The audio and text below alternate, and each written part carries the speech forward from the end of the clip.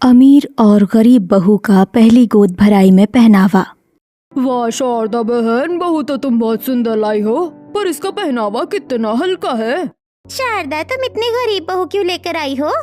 आप लोगों को ये लहंगा पुराना और हल्का कैसे दिख रहा है? जरा ध्यान से देखिए, लहंगे पर कढ़ाई की हुई है, वो भी हाथों की कढ़ाई है। हाँ, इसी कढ़ाई की वजह से ही ये लहंगा सुंदर लग रहा है, पर ऐसी कढ़ाई वाला लहंगा तो मैंने कभी नहीं देखा। आप लोग सही कह रहे हैं, ये लहंगा बहुत पुराना है। ये मेरी माँ की शादी का लहंगा है और इस पर की हुई कढ़ाई मैंने की है। इतनी बारीक कढ़ाई तुमने अपने हाथों से की है? वाह भाभी, आपकी बहू तो बहुत टैलेंटेड है। मेरी बहू गरीब घर से जरूर है, पर टैलेंट की कोई कमी नहीं है। सेजल, तुम दाहिने पैर से कलश गिराकर गृह प्रवेश करो। सेजल दाहिने पैर से कलश गिराकर अपने मिडिल क्लास ससुराल में गृह प्रवेश करती है। पूरा परिवार हॉल में आता है। प्रीति, अपनी भाभी को कमरे में ले जाओ, बेचारी थक गई होगी। आइए भाभी। प्रीति सेजल को अपने कमरे में पहुंचाती है। रात बीतती है। अगले दिन सेजल सिंपल साड़ी पहनकर हॉल में आती है। बहू, पहली रसोई में ऐसा पहनावा है? माँ जी, मेरे पास इसी तरह के कपड़े हैं। कोई बात नहीं बहू, तू अपनी पहली रसोई कर, फिर एक दिन हम तेरे लिए साड़ियाँ खरीदने चलेंगे। भाभी, आप अपनी पहली रसोई में मेरे लिए पूरी सब्जी जरूर बनाइएगा। मैं सभी के लिए पूरी सब्जी और तरह तरह के पकवान बनाऊंगी। सेजल रसोई में आकर सब्जी काटती है, गैस पर चढ़ाती है और आटा गूंथकर पूड़ियाँ बनाने लगती है। कुछ देर में पूरी रसोई तैयार करके डाइनिंग टेबल पर सजा देती है। अरे वाह सेजल, तुमने तो मीठे में गुलाब जामुन और खीर दोनों बनाई हैं। बहू, तूने पूरी सब्जी बहुत स्वादिष्ट बनाई है। और भाभी, पुलाव भी बहुत टेस्टी है। तभी मीनाक्षी गर्भवती बहू काजल के साथ घर में आती है। अरे मीनाक्षी, काजल, तुम लोग यहाँ?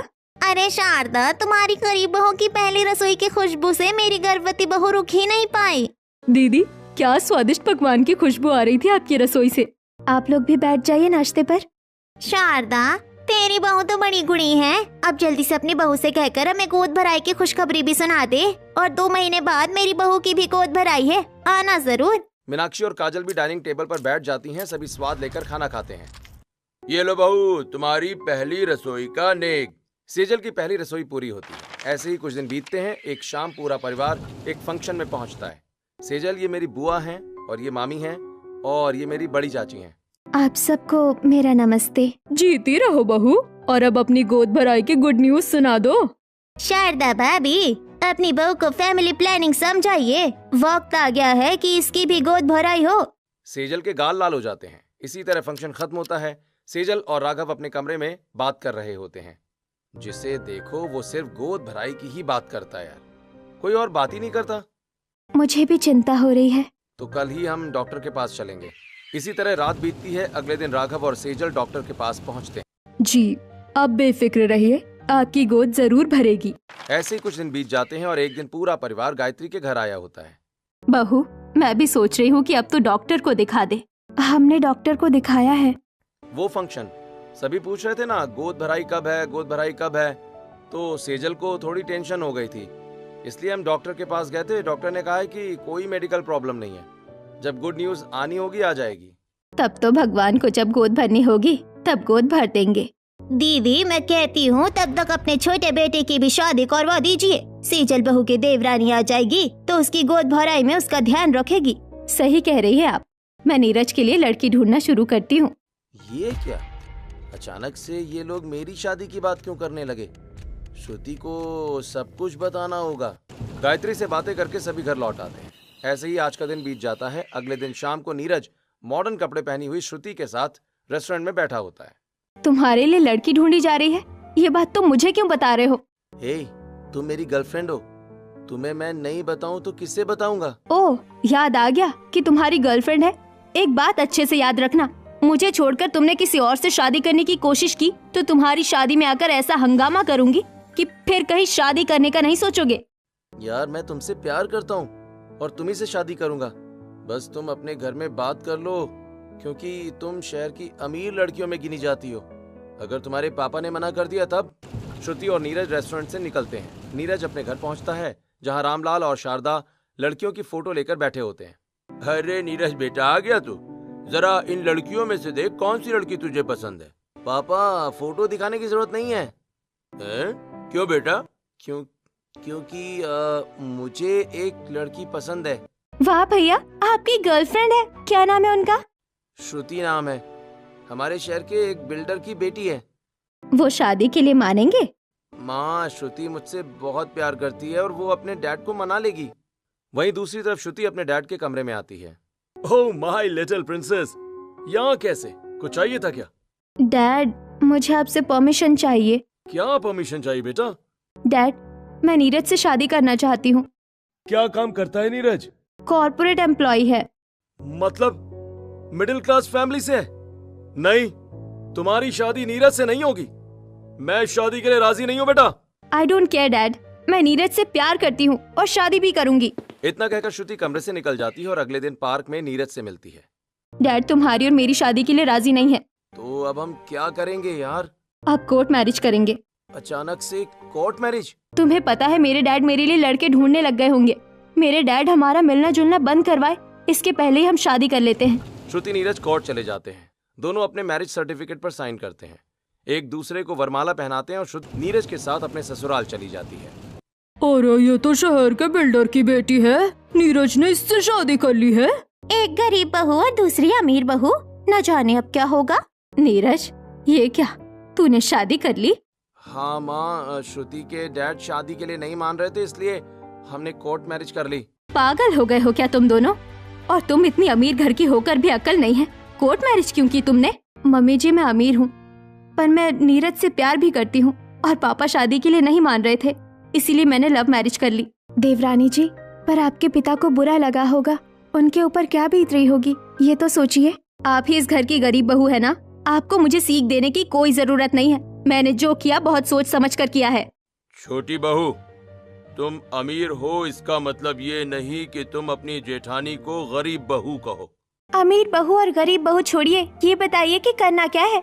अब क्या, नीरज और श्रुति ने कोर्ट मैरिज कर ली है, श्रुति के डैड भी अब कुछ नहीं कर सकते।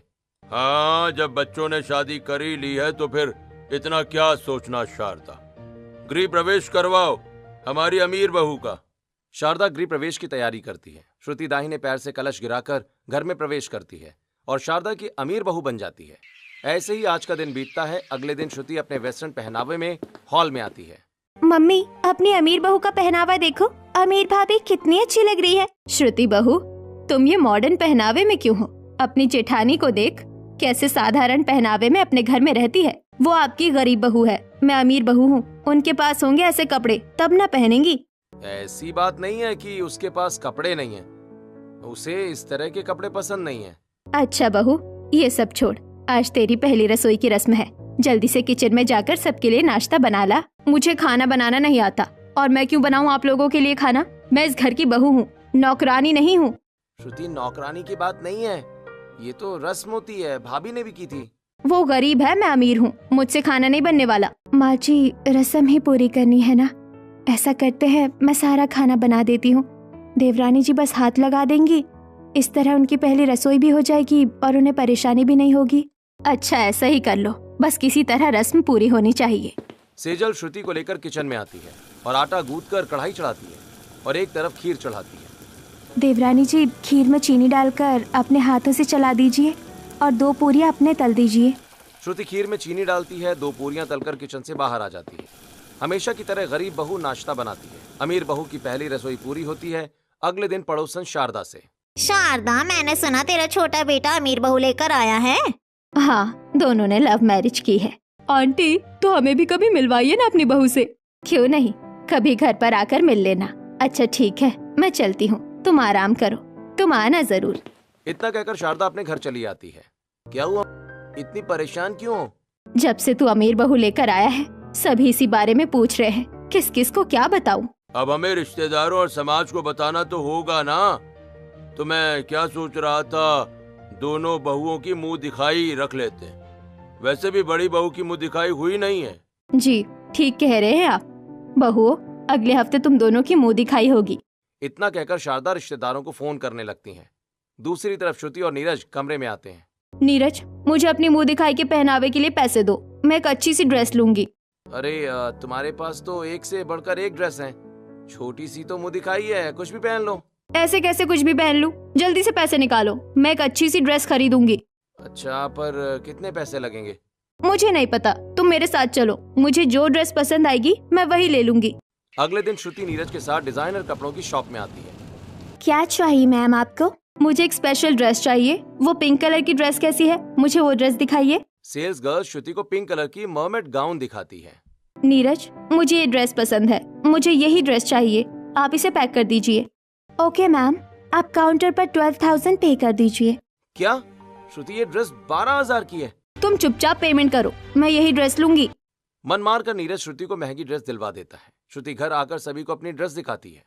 सेजल, श्रुति ने तो अपने लिए ड्रेस ले ली है, तुम भी कोई अच्छी सी साड़ी ले लो ना। मुंह दिखाई के लिए नए कपड़े में पैसे लगाने की जरूरत नहीं है।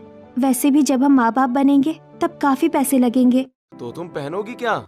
उसकी चिंता आप मत कीजिए, मेरे पास एक साड़ी है, वही पहन लूंगी। सेजल अपने कमरे में आती है और पुरानी साड़ी पर सुई धागे से फूलों की डिजाइन बनाने लगती है। इसी तरह दिन बीतता है। मुंह दिखाई के दिन श्रुति तैयार होकर मेहमानों के बीच आकर बैठ जाती है। वाह श्रुति, तुम सच में बहुत सुंदर लग रही हो। अरे शारदा बहन, तुम्हारी अमीर बहू का पहनावा तो बहुत अलग है। हाँ बहन, देखने में ही महंगी लग रही है। कितने की है ये ड्रेस? पूरे 12,000 की ड्रेस है। बहुत महंगी है। शारदा, सेजल बहू कहाँ है? उसे भी तो बुलाओ। शारदा किचन में आती है, जहाँ सेजल पसीने से तरबतर खाना बना रही होती है। अरे बहू, तू अभी तक खाना ही बना रही है, जा जल्दी तैयार होकर आ। हाँ माँ जी, बस हो ही गया है, अब कमरे में तैयार होने ही जा रही हूँ। सेजल अपने कमरे में जाती है। थोड़ी देर में फूलों की डिजाइन वाली सिंपल साड़ी पहनकर मुंह ढककर मेहमानों के बीच आकर बैठ जाती है। शारदा दीदी, आपकी अमीर बहू की ड्रेस चाहे जितनी अच्छी हो, पर आपकी गरीब बहू का पहनावा हमेशा दिल जीत जाता है। मुंह दिखाई में इतनी सिंपल साड़ी और उसके ऊपर ये फूलों की डिजाइन, वाह। तुम लोगों को पता है, शारदा की गरीब बहू ने ही सारा खाना बनाया है, उसके बाद भी चेहरे पर क्या रौनक है। अमीर बहू का पहनावा चाहे जितना महंगा हो, पर गरीब बहू से ज्यादा अच्छा नहीं है। इस गरीब बहू की लोग मुझसे ज्यादा तारीफ कर रहे हैं। इन लोगों को महंगी ड्रेस की कदर ही नहीं है, और ये सब इस गरीब की वजह से हुआ है। इसी तरह अमीर बहू और गरीब बहू की मुंह दिखाई होती है। सभी मेहमान अपने घर चले जाते हैं। कुछ दिन बीतते हैं और फिर एक दिन शारदा अपनी अमीर और गरीब बहू को अपने कमरे में बुलाती है। बहू, घर बहुत गंदा हो गया है। सेजल बहू, तुम पूरे घर की साफ सफाई कर लो, और श्रुति बहू, तुम घर के सभी गंदे कपड़े धो दो। मुझसे कपड़े नहीं धुलेंगे और ना ही मैं दूसरा कोई काम करूंगी। श्रुति बहू, माना तुम अमीर बहू हो, तुम्हें काम करने की आदत नहीं है, पर करना तो पड़ेगा ना। आगे चलकर जब तुम्हारी जेठानी की गोद भराई होगी, तब सारा घर तुम्हें ही संभालना पड़ेगा। इस उम्मीद में मत रहिएगा कि मैं इस गरीब की गोद भराई में कुछ काम करूंगी। मैं कुछ नहीं करने वाली हूँ। कोई बात नहीं माँ जी, आप चिंता मत कीजिए, सारा काम हो जाएगा। सेजल सभी गंदे कपड़े भिगोकर बाथरूम में रख देती है और सभी कमरों की सफाई करती है। थोड़ी देर के बाद कपड़े धोकर धुले कपड़े छत पर फैलाने आती है। मुझे इतनी थकान क्यों लग रही है, और ये सिर क्यों चकरा रहा है। सेजल छत पर ही बेहोश हो जाती है। तभी अपनी बालकनी में खड़ी काजल, अरे शारदा आंटी, छत पर देखिए, सेजल दीदी बेहोश हो गई है। शारदा तुरंत छत पर आती है और राघव सेजल को कमरे में लेकर आता है। अरे ये बहू को क्या हुआ? ये बेहोश कैसे हो गई?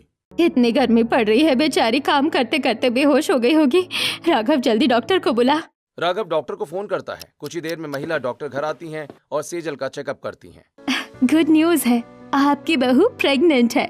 वाह डॉक्टर, क्या खुशखबरी सुनाई है आपने। डॉक्टर चली जाती हैं। बहू, तूने तो मेरे वर्षों के अरमान पूरे कर दिए। झुक झुक जियो बहू, अब देखना मैं तेरी कितनी बड़ी गोद भराई करवाऊंगी। कुछ दिन बीतते हैं। सेजल बहू, याद है ना, काजल की गोद भराई है, हमें जाना है। हाँ माँ जी, याद है। ये सुनकर श्रुति अपने कमरे में आती है। नीरज, तुम्हें पता है ना कि हमें पड़ोसन के घर गोद भराई में जाना है। हाँ पता है, 2 दिन बाद काजल भाभी की गोद भराई है। तो कल ही चलकर मुझे गोद भराई के लिए ड्रेस दिलवाना। तुमने अभी तो एक ड्रेस ली थी, वही पहन लो। उसे तो मैं मुंह दिखाई में पहन चुकी हूँ, अब मैं उसे गोद भराई में नहीं पहनूंगी। इतनी महंगी ड्रेस सिर्फ एक बार पहनने के लिए ली थी, वही ड्रेस पहन लो, मेरे पास और पैसे नहीं हैं। मैं तुम्हारे लिए अपने अमीर डैड को छोड़कर आई हूँ और तुम मुझे एक ड्रेस नहीं दिला सकते, तुम्हें दिलानी ही पड़ेगी। यार मैं कॉर्पोरेट एम्प्लॉय हूँ, 20,000 की सैलरी है, उसमें से EMI और घर का खर्च देना होता है।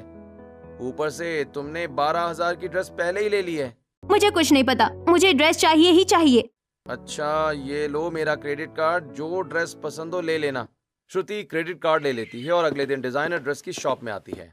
वेलकम बैक मैम, कौन सी ड्रेस चाहिए आपको?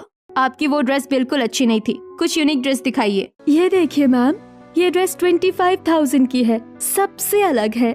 हाँ, ये ड्रेस बहुत सुंदर है, इसे पैक कर दीजिए। और इस क्रेडिट कार्ड से पेमेंट कर लीजिए।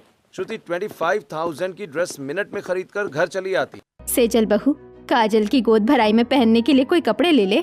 नहीं माँ जी, इसकी जरूरत नहीं है, पर तेरी अमीर देवरानी नई ड्रेस लेकर आई है तो पुराने कपड़ों में रहेगी तो अच्छा नहीं लगेगा। माँ जी, आपने जो साड़ियाँ दी है उन्हीं में से कोई एक पहन लूंगी। और वैसे भी अब धीरे धीरे मेरा पेट बाहर निकलेगा, फिर ड्रेस की फिटिंग खराब हो जाएगी।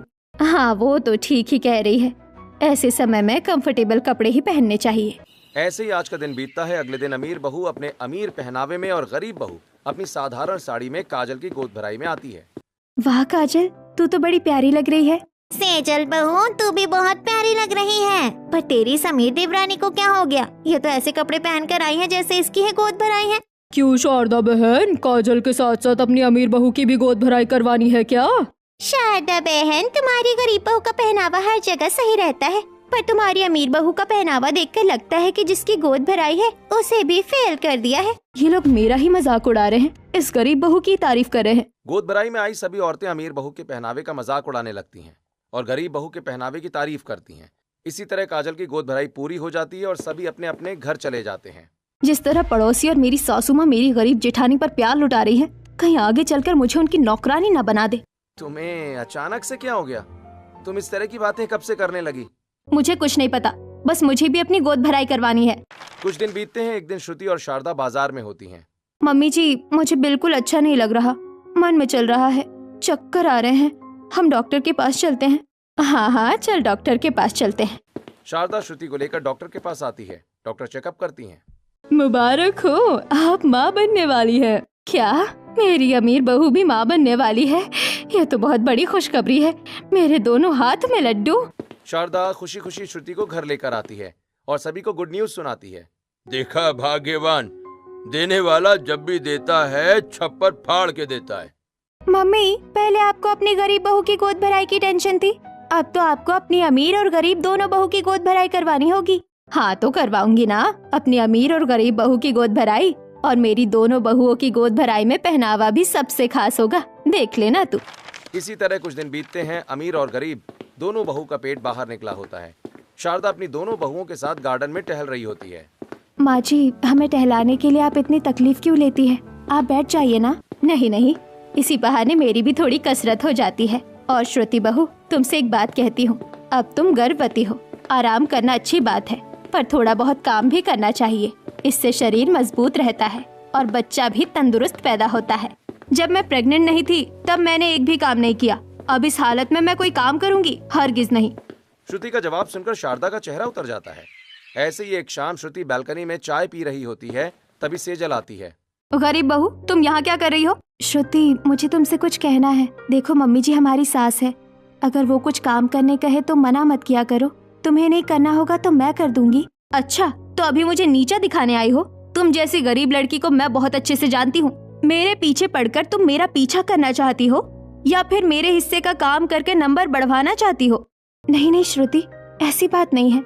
मैं खूब जानती हूँ कैसी बात है, मुझे तुम जैसी गरीब से कोई बात नहीं करनी। इतना कहकर श्रुति बालकनी से चली जाती है। कुछ दिन बीतते हैं। एक रात श्रुति मॉडर्न कपड़ों में तैयार होकर घर से निकल रही होती है। भाभी, रात के 10 बज रहे हैं, इस वक्त आप कहाँ जा रही हैं? दिखता नहीं, मैंने पार्टी की ड्रेस पहनी है, मैं पार्टी करने क्लब जा रही हूँ। बहू, ये इतनी रात गए इस हालत में पार्टी करने जा रही हो? कहीं जाने की जरूरत नहीं है।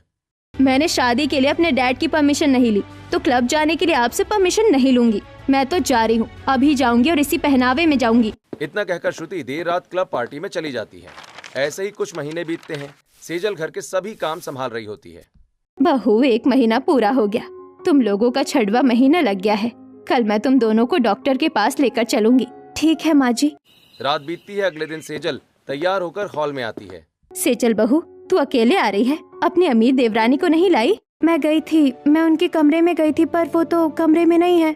नीरज, कहाँ है तेरी वो अमीर बीवी? मुझे नहीं पता, मैंने तो कल रात के खाने के बाद से उसे नहीं देखा। कैसा लापरवाह आदमी है तू, हाँ? तेरी बीवी घर पर नहीं और तुझे पता तक नहीं है?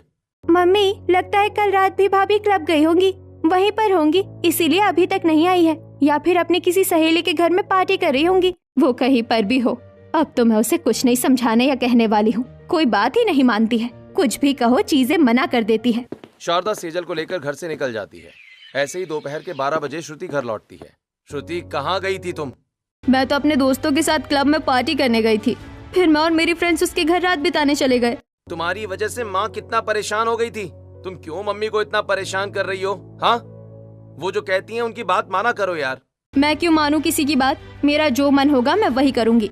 श्रुति, तुम्हें घर के काम नहीं करने हैं मत किया करो, पर इस हालत में देर रात तक बाहर घूमना, पार्टी करना तुम्हारे और तुम्हारे बच्चे के लिए अच्छा नहीं है। बस अब 2 महीने की बात है। हम दोनों का 7वां महीना चल रहा है और 9वें महीने में डिलीवरी हो जाएगी। 2 महीने रुक जाओ। गरीब हो गरीब बनकर रहो, मुझे ज्ञान देने की जरूरत नहीं है। अपना ज्ञान अपनी सड़ी हुई जेब में डालो। ऐसे ही कुछ दिन बीतते हैं और अब अमीर और गरीब बहुओं की गोद भराई की बातें शुरू हो जाती हैं। बस अब सिर्फ 1 हफ्ते बचे हैं, फिर मैं भी अपने अमीर और गरीब बहू की गोद भराई कराऊंगी। सभी बहुत पूछते थे ना कब है गोद भराई। मैंने भी सभी को बता दिया है कि 1 हफ्ते बाद है गोद भराई। गोद भराई? इसका मतलब ढेर सारे मेहमान। यही मौका है इस गोद भराई में मैं इस गरीब से कई गुना अच्छा पहनावा पहनूंगी और इस गरीब की गोद भराई में इसके पहनावे का मजाक बनाऊंगी। ये सोचकर श्रुति अपने कमरे में आती है जहाँ नीरज टेबल पर काम कर रहा होता है। नीरज, तुमने सुना ना 1 हफ्ते बाद मेरी गोद भराई है? हाँ, सुना। मैंने ऑफिस से छुट्टी ले ली है। मैं तुम्हारी छुट्टी पूछने नहीं आई हूँ। मुझे ये बताओ कि तुम मुझे मेरी गोद भराई पहनावे की शॉपिंग कब करवा रहे हो? श्रुति, मैंने तुम्हें अपना ATM कार्ड दिया, तुमने सारे पैसे खर्च कर दिए। क्रेडिट कार्ड दिया, तुमने लिमिट से ज्यादा की शॉपिंग कर ली, जिससे मेरी सैलरी आते ही सारी सैलरी कट जाती है। अब बताओ मैं तुम्हें कहाँ से पैसे दूं? मुझे क्या पता, पर तुम्हें मुझे मेरी गोद भराई पहनावे के लिए पैसे तो देने पड़ेंगे। मेरे पास तो पैसे नहीं है। वैसे भी तुम्हारे पास बहुत महंगी महंगी ड्रेसेस हैं जो तुमने सिर्फ कुछ ही घंटे पहनी है। इतना कहकर नीरज कमरे से बाहर निकल जाता है। वहीं दूसरी तरफ राघव सेजल से बातें कर रहा होता है। सेजल, तुम मुझे दुनिया का सबसे बड़ा तोहफा देने वाली हो। आप भी कैसी बातें करते हैं? देखो, तुमने आज तक किसी भी खास फंक्शन के लिए कपड़े नहीं खरीदे, खुद से ही बनाकर पहनती हो। पर इस बार मैं चाहता हूँ कि तुम एक बहुत अच्छा सा लहंगा पहनो। चलो मेरे साथ, मैं तुम्हें एक सुंदर सा लहंगा दिलाता हूँ। नहीं नहीं, बाहर बाजार में बहुत महंगे महंगे लहंगे मिलते हैं और वो लहंगे कंफर्टेबल भी नहीं होते। मेरे इतने बड़े पेट के लिए मैं अपना लहंगा खुद ही बनाऊंगी। क्या? पर तुम इस हालत में अपना गोद भराई पहनावा कैसे बनाओगी? आप चिंता मत कीजिए, मैं अपना पहनावा बना लूंगी। अगले दिन सेजल कुछ पैसे लेकर कपड़ों के बाजार जाती है, कुछ फैब्रिक और मोतियां लेकर घर आती है। अब मैं अपनी गोद भराई पहनावा खुद ही बनाऊंगी, मोतियों वाला। इतना कहकर सेजल फैब्रिक में मोतियां लगाकर अपनी गोद भराई वाला पहनावा बनाने लगती है। 2 दिन के बाद सेजल सभी को अपना पहनावा दिखाती है। वाह भाभी, आपने तो बहुत अच्छा गोद भराई पहनावा बनाया है। ऐसा लहंगा तो किसी फैशन डिजाइनर के बस की बात नहीं है। इसने तो अपना लहंगा बना भी लिया। मुझे तुरंत डिजाइनर से बात करके इससे भी अच्छी गोद भराई पहनावा बनवाना पड़ेगा। 1 मिनट भाभी, मैं आपके लहंगे को अपने सोशल मीडिया पर पोस्ट भी करूंगी। ऐसे ही आज का दिन बीतता है। श्रुति अपने डिजाइनर के पास पहुंचती है और एक खास कस्टमाइज लहंगा बनवाने की डिमांड करती है। मैम, जैसा लहंगा आप चाहती हैं बिल्कुल वैसा बन जाएगा, बस 50,000 रुपए लगेंगे। आप लहंगा बनाइए, मैं आपको पैसे भिजवा दूंगी। इतना सोचकर श्रुति घर वापस चली आती है। थोड़ी देर के बाद लाल पोटली लिए मयूरी शारदा के पास आती है। अरे ननन जी, आप यहाँ कैसे? भाभी, मेरे ससुराल वालों का अचानक गांव जाने का प्लान बन गया है। सभी गांव जा रहे हैं। ये तो अच्छी बात है, पर कुछ दिनों में मेरी दोनों बहुओं की पहली गोद भराई है।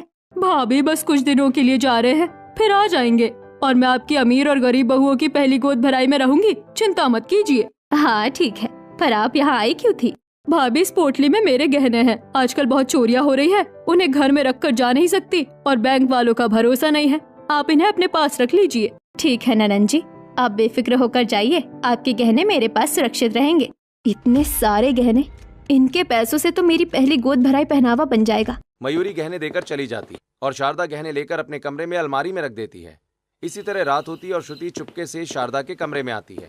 इन्हें क्या लगता है, ये लोग मुझे पैसे नहीं देंगे तो मैं अपनी पहली गोद भराई पहनावा नहीं बनवाऊंगी? मैं तो बनवा कर ही रहूंगी। इतना कहकर श्रुति चुपके से शारदा की अलमारी खोलती है और गहने निकालकर अपने कमरे में चली जाती है। ऐसे रात बीतती है। अगले दिन दोपहर श्रुति सारे गहने सुनार को बेचकर फैशन डिजाइनर के पास पहुंचती है। ये लीजिए आपके 50,000 रुपए। 3 दिन में मेरी गोद भराई है, उससे पहले मेरी ड्रेस पहुंचा दीजिएगा। ओके मैम, आपकी पहली गोद भराई वाले दिन ड्रेस पहुंच जाएगी। ऐसे ही 2 दिन बीत जाते हैं। मयूरी शारदा के घर आती है। वाह मामी, आप सही समय पर आई हैं। कल दोनों भाभियों की पहली गोद भराई है। मुझे पता है, आज रात यही रुकूंगी। कल अमीर और गरीब बहू की पहली गोद भराई करवा कर जाऊंगी। और भाभी मेरे गहने सही से रखे हैं ना? कल मैं ले लूंगी। हाँ, आपके गहने सुरक्षित रखे हुए हैं। इसी तरह आज का दिन बीतता है। अगले दिन पूरा घर गोद भराई थीम में सजा होता है। तभी मयूरी शारदा के कमरे में आती है। भाभी मेरे गहने दीजिए। शारदा अलमारी खोलती है, अलमारी में गहने ना देखकर। ये क्या, गहने कहाँ गए? यही तो मैंने आपके गहने रखे थे। सही से देखो शारदा। यहाँ गहने नहीं है। भाभी मुझे बस मेरे गहने चाहिए। कहीं हमारे घर में चोरी तो नहीं हो गई? भाभी कहीं आपने ही तो चोरी नहीं की है? मयूरी, ये कैसी बातें कर रही हो अपनी भाभी से? मयूरी तुरंत पुलिस को फोन करती है और थोड़ी देर में पुलिस घर पहुंच जाती है। हमें शारदा जी को गिरफ्तार करना पड़ेगा। कस्टडी में लेकर हम पूछताछ करेंगे, तभी कुछ पता चलेगा। बुआ, ये क्या कह रही हैं? आपकी वजह से माँ को जेल जाना पड़ेगा। मुझे कोई शौक नहीं है तेरी माँ को जेल भिजवाने का। मुझे बस मेरे गहने चाहिए और कुछ नहीं। मेरे सारे पैसे तो श्रुति पर ही खर्च हो गए। मेरे भी सारे पैसे गोद भराई की तैयारी में लग गए, वरना बुआ को पैसे दे देता। महिला पुलिस शारदा को हथकड़ी पहनाती है और ले जाने लगती है। बेटा, इस वक्त हमारे पास सिर्फ ये घर बचा है। तू जल्दी से ये घर बेचकर बुआ को पैसे देकर शारदा को बचा ले, उसे जेल मत जाने देना। हेलो बिल्डर साहब, आप मेरे एरिया में घर ढूंढ रहे थे ना? हाँ, मुझे उस एरिया में घर चाहिए। तो आप मेरा घर ले लीजिए, मैं कागज लेकर आ रहा हूँ। आपको जिस दाम में खरीदना है खरीद लीजिए बस। राघव और नीरज घर के पेपर्स लेकर बिल्डर के पास जाते हैं और घर बेचकर 50,000 रुपए लेकर मयूरी को दे देते हैं और शहर के बाहर एक छोटी सी झोपड़ी में रहने चले जाते हैं। हे भगवान, एक दिन में हमारे साथ क्या क्या हो गया। गहने चोरी, पुलिस, हमारा घर बिक गया, बहू की गोद भराई नहीं हो पाई, समाज में हमारी बेइज्जती हो गई। खुद को संभालिए माँ जी, जो होगा अच्छा होगा। मैंने गलती कर दी, मैंने बुआ जी के गहने भी बेच दिए, हमारी गोद भराई भी नहीं हुई, अब हमें झोपड़ी में रहना पड़ रहा है। सब मेरी गलती है। श्रुति माफी मांगने के लिए आगे बढ़ती है, तभी महिला पुलिस सोनार को लेकर आती है। मैम, आप यहाँ, और ये कौन है? आपके घर में आपकी अमीर बहू ने ही डाका डाला है। इन्होंने मयूरी जी के गहने चोरी करके सुनार को बेचे थे। ए सुनार, सारी सच्चाई जल्दी जल्दी बताओ। जी, आपकी बहू ने ही मुझे 50,000 रुपए में गहने बेचे थे। ये सुनते ही नीरज श्रुति को एक थप्पड़ मारता है। श्रुति, आज तुम्हारी वजह से मेरी माँ जेल जाते जाते बची है। अब तक तुम्हारी सारी गलतियां माफ करता आया हूँ, पर इस बार हद हो गई है। निकल जाओ मेरे घर से। नीरज श्रुति को घर से बाहर निकाल देता है। घर के बाहर श्रुति खड़ी होती है। सेजल श्रुति के पास जाती है। मैंने जानबूझकर कुछ नहीं किया, मुझसे अनजाने में सब कुछ हो गया है। तुम तो अच्छी हो ना, तुम समझाओ ना सभी को। इस वक्त सभी गुस्से में है, इन्हें बाद में समझाएंगे। इस वक्त इन्हें समझाने का एक ही रास्ता है, हमें अपना घर वापस लेना होगा।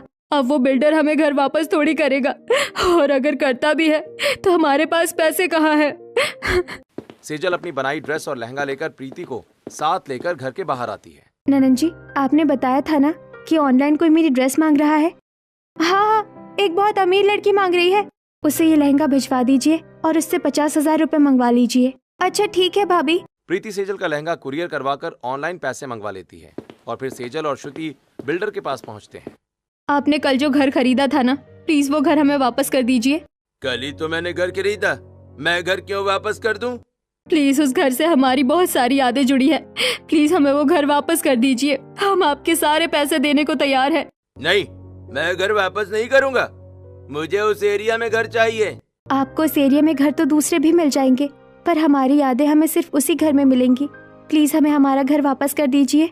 अच्छा ठीक है, मैं घर वापस करता हूँ। बिल्डर को पैसे देकर सेजल पूरे परिवार को लेकर अपने घर में वापस आ जाती है। मैं आप लोगों से हाथ जोड़कर अपनी गलती के लिए माफी मांगती हूँ। प्लीज मुझे माफ कर दीजिए। मैं अपने अमीरी के घमंड में चूर हो गई थी। अपनी गरीब जेठानी को नीचा दिखाने के लिए मैंने ये सब किया। मुझे माफ कर दीजिए। नहीं, मैं तुम्हें माफ नहीं कर सकता।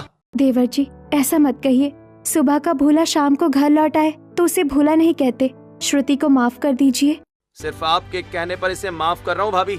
अरे बहू, तुम दोनों अभी तक यही खड़ी हो, जाओ तैयारी करो, कल मैं तुम्हारी गोद भराई करवाऊंगी। श्रुति अपनी महंगी ड्रेस वापस कर 2 लहंगे खरीदती है और फिर एक जैसे पहनावे में अमीर और गरीब बहू की पहली गोद भराई होती है।